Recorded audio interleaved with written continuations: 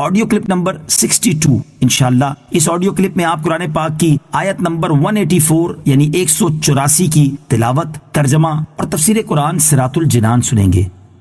بسم اللہ الرحمن الرحیم۔ ترجمہ، اللہ کے نام سے شروع جو نہایت مہربان رحمت والا ہے۔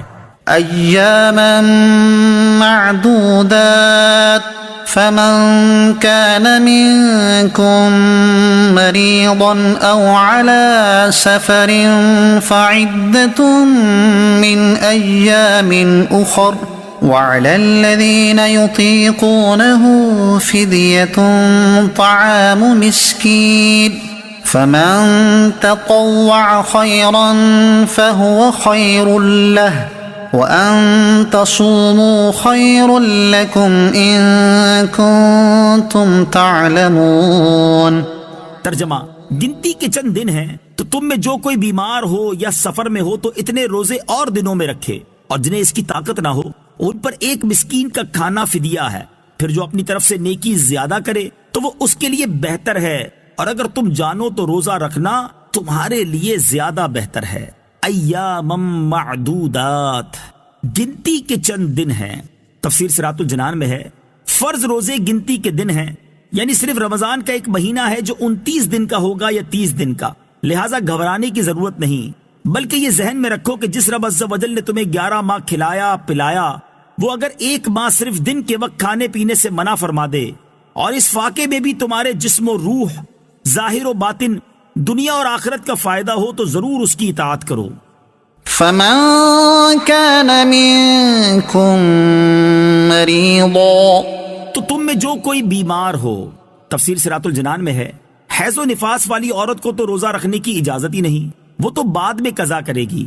اس کے علاوہ بھی چند افراد ہیں جنہیں روزہ چھوڑنے کی اجازت ہے۔ آیت میں بطور خاص بیمار اور مسافر کو رخصت دی گئی ہے، لیکن یہ یاد رہے کہ سفر سے مراد 3 دن کی مسافت یعنی 57.5 میل یعنی 92 کلومیٹر ہے۔ اس سے کم سفر ہے تو روزہ چھوڑنے کی اجازت نہیں۔ مریض کو بھی رخصت ہے کہ جبکہ اسے روزہ رکھنے سے مرض کی زیادتی یا ہلاک ہونے کا اندیشہ ہو تو یہ روزہ چھوڑ دے، اور بعد میں ممنوع ایام کے علاوہ اور دنوں میں روزہ رکھ لے۔ البتہ یہ یاد رہے کہ مریض کو محض زیادہ بیماری کے یا ہلاکت کے صرف وہم کی بنا پر روزہ چھوڑنا جائز نہیں، بلکہ ضروری ہے کہ کسی دلیل یا سابقہ تجربے یا کسی ایسے طبیب کے کہنے سے غالب گمان حاصل ہو جو طبیب ظاہری طور پر فاسق نہ ہو۔ فدیۃ طعام مسکین، ایک مسکین کا فدیہ، تفسیر صراط الجنان میں ہے شیخ فانی یعنی وہ بوڑھا جس کی عمر ایسی ہو گئی کہ اب روز بروز کمزوری ہوتا جائے گا، جب وہ روزہ رکھنے سے عاجز ہو، یعنی نہ اب رکھ سکتا ہے اور نہ آئندہ ہی اس میں اتنی طاقت آنے کی امید ہو کہ روزہ رکھ سکے، اس کے لیے جائز ہے کہ روزہ نہ رکھے، اور ہر روزے کے بدلے فدیے کے طور پر نصف سا یعنی 80 گرام کم 2 کلو گندم یا اس کا آٹا دے دے یا اس کی قیمت دے دے، اور اگر فدیہ جو سے دینا ہو تو گندم سے دگنا دینا ہوگا۔ یہ بھی یاد رہے کہ اگر فدیہ دینے کے بعد روزہ رکھنے کی قوت آ گئی تو روزہ رکھنا لازم ہو جائے گا۔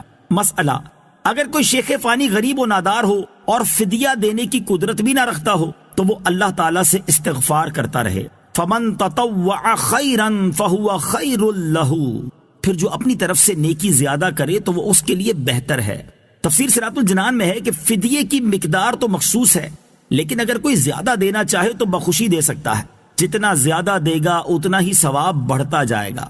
جیسے بعض صحابہ کرام نے نماز کے خشوع و خضوع میں فرق پڑنے پر پورا باغ صدقہ کر دیا۔ یہاں یہ بھی مسئلہ یاد رہے کہ مسافر و مریض کو روزہ نہ رکھنے کی اگرچہ اجازت ہے، لیکن زیادہ بہتر و افضل روزہ رکھنا ہی ہے، جیسا کہ آیت کے آخر میں فرمایا وَأَن تَصُومُوا خَيْرٌ لَكُمْ، اور تمہارا روزہ رکھنا تمہارے لیے بہتر ہے۔ روزے کے طبی فوائد، طبی لحاظ سے روزوں کے بے شمار فوائد ہیں، ان میں سے 6 فوائد درج ذیل ہیں۔ نمبر 1، روزہ رکھنے سے معدے کی تکالیف اور اس کی بیماریاں ٹھیک ہو جاتی ہیں اور نظام ہضم بہتر ہو جاتا ہے۔ نمبر 2، روزہ شوگر لیول، کولیسٹرول اور بلڈ پریشر میں اعتدال لاتا ہے اور اس کی وجہ سے دل کا دورہ پڑنے کا خطرہ نہیں رہتا۔ نمبر 3، روزے کے دوران خون کی مقدار میں کمی ہو جاتی ہے اور اس کی وجہ سے دل کو انتہائی فائدہ مند آرام پہنچتا ہے۔ نمبر 4، روزے سے جسمانی کھچاؤ، ذہنی تناؤ، ڈپریشن اور نفسیاتی امراض کا خاتمہ ہوتا ہے۔ نمبر 5، روزہ رکھنے سے موٹاپے میں کمی واقع ہوتی اور اضافی چربی ختم ہو جاتی ہے۔ نمبر 6، روزہ رکھنے سے بے اولاد خواتین کے ہاں اولاد ہونے کے امکانات کئی گنا بڑھ جاتے ہیں۔ روزے کی برکت سے شفا ملی۔ اعلیٰ حضرت امام احمد رضا خان علیہ رحمت الرحمان فرماتے ہیں، ابھی چند سال ہوئے ماہ رجب میں جب حضرت والد ماجد قدس سرہ شریف خواب میں تشریف لائے اور مجھ سے فرمایا اب کی رمضان میں مرض شدید ہوگا، روزہ نہ چھوڑنا۔ ویسا ہی ہوا اور ہر چند طبیب وغیرہ نے کہا، مگر میں نے بحمدہ تعالی روزہ نہ چھوڑا اور اسی کی برکت نے بفضلہ تعالی شفا دی کہ حدیث میں ارشاد ہوا ہے، سومو تصحو، روزہ رکھو تندرست ہو جاؤ گے۔